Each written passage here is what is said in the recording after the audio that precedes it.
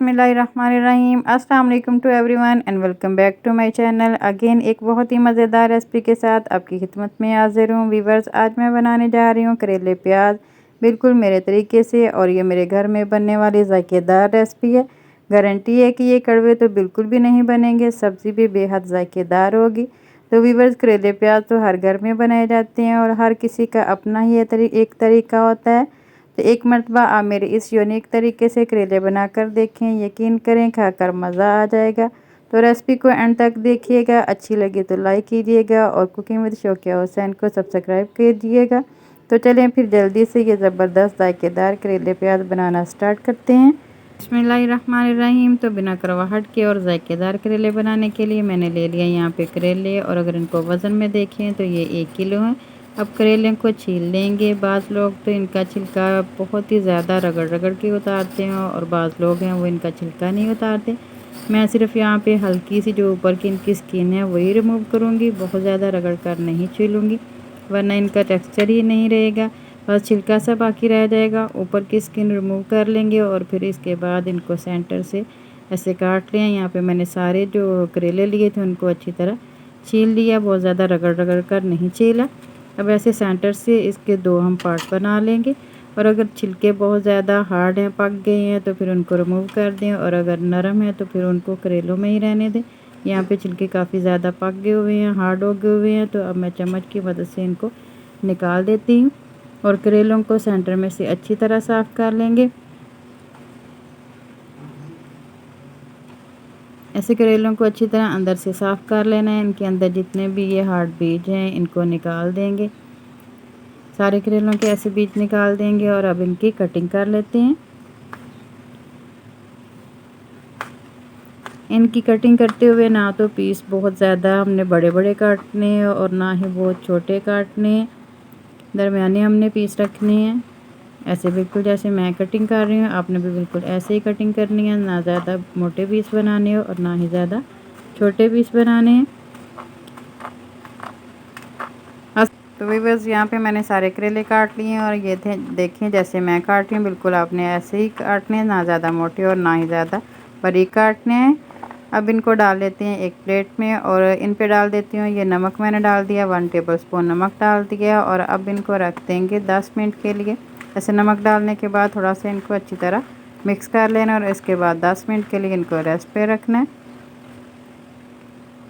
10 minute हो चुके हैं, ये देखे हुए काफ़ी हद तक ये नरम हो गए। और अब इनको हल्का सा हमने मसल लेना, दोनों हाथों की मदद से इनको हल्का हल्का सा मसल लेंगे। और इसके बाद इनको पानी से 3 से 4 मरतबा अच्छी तरह साफ़ कर लेना है। साफ़ करने के बाद इनको निचोड़ लेना है, जितना भी इनमें पानी होगा वो अच्छी तरह हमने अपने हाथों की मदद से निचोड़ लेना है।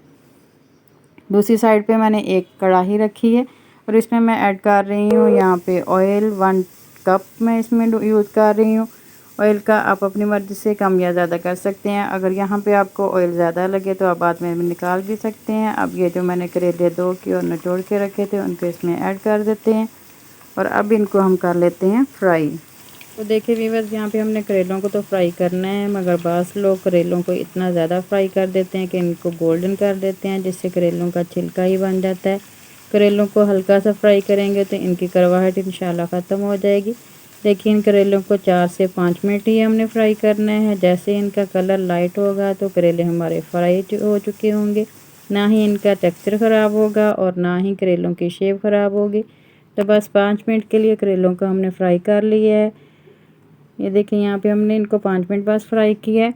और अब इसमें मैं शामिल कर रही हूँ प्याज। प्याज को मैंने यहाँ पे मोटा मोटा काटा है, रफली सा मैंने काट लिया है, इनको शामिल कर देंगे।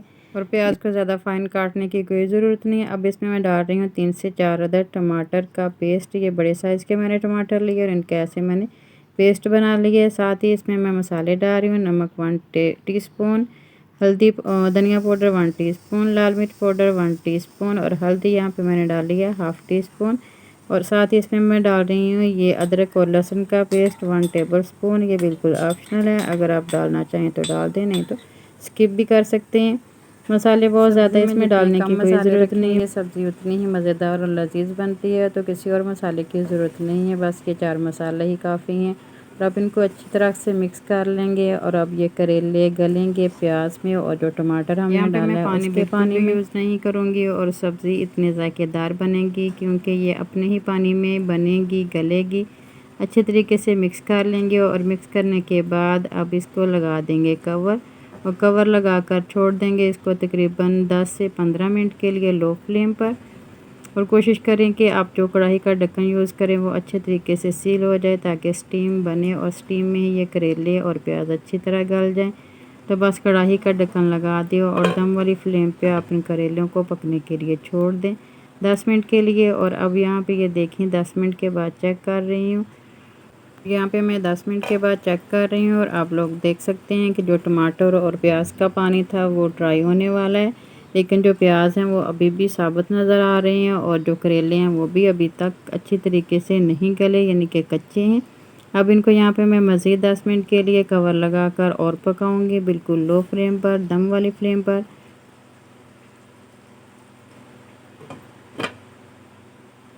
तो देखिए ये मज़ेदार करेले और प्याज को पकते हुए तकरीबन 20 मिनट हो चुके हैं टोटल। और आप लोग देखें कि ऑयल में कितने बबल आए हैं, ऑयल बिल्कुल सेपरेट हो चुका है। और मैंने इसी फ्लेम पे करेले और प्याज पका लिए हैं, और आप देख सकते हैं कि प्याज बिल्कुल सॉफ्ट हो चुके हैं, लेकिन इनमें हल्का सा क्रंच अभी बाकी है। अब करेले भी चेक कर लेते हैं, क्योंकि असल में करेलों का गला हुआ होना चाहिए, सॉफ्ट होना चाहिए। जब आप बाइट लें या नवाला लें तो करेले आपको हार्ड या सख्त नहीं लगे। ये देखिए यहाँ पे करेले बिल्कुल माशाल्लाह से सॉफ्ट हो चुके हैं, बेहतरीन गल चुके हैं। अब यहाँ पे कर देंगे हम फ्लेम को ऑफ। यहाँ पे हमारे करेले प्याज की सब्ज़ी बिल्कुल पक चुकी है, रेडी हो चुकी है। और अब इसमें हम डालेंगे ढेर सा सब्ज़ धनिया बारीक कटा हुआ, और धनिया को हमने अच्छी तरह धो लेना, अच्छी तरह साफ़ करके उसके बाद इसमें ऐड कर देना। अच्छी तरह मिक्स कर लेते हैं। और अब इस ज़बरदस्त और मज़ेदार और लज़ीज़ सब्ज़ी को सर्व करेंगे, मज़ेदार से करेलों को सर्व करेंगे ताज़ा ताज़ा चपाती के साथ, तंदूरी रोटी या पराठे के साथ, और साथ में नमकीन लस्सी लाजमी बनाएं। यकीन करें दोपहर का खाना हो या रात का खाना या फिर नाश्ता खाकर मज़ा आ जाएगा। ये नहायत ही ज़ायकेदार सब्ज़ी बनती है। करेले बिल्कुल भी कड़वे नहीं हैं, और आप माशाल्लाह ज़रा इनकी लुक देखें, देखते ही खाने को दिल कर रहा है। ट्राई लाजमी कीजिएगा, और रेसिपी अच्छी लगे तो लाइक ज़रूर कीजिएगा, और कुकिंग विद शौकिया हुसैन को सब्सक्राइब कर दीजिएगा। अपना बहुत सा ख्याल रखिएगा, और मुझे दे इजाज़त, हाज़िर होंगी ऐसी और ज़बरदस्त रेसिपी के साथ। तब तक अपना, अपने माँ बाप का बहुत सा ख्याल रखें। अल्लाह ताला आप सबको दुनिया आखिरत की तमाम खुशियाँ अता फ़रमाए। अल्लाह ताला आप सब की तमाम दीनी और दुनियावी मुश्किलात को आसान फरमाए। आमीन सुम्मा आमीन। अल्लाह हाफ़िज़। और मेरे साथ हम आवाज़ होकर बोलें, पाकिस्तान जिंदाबाद।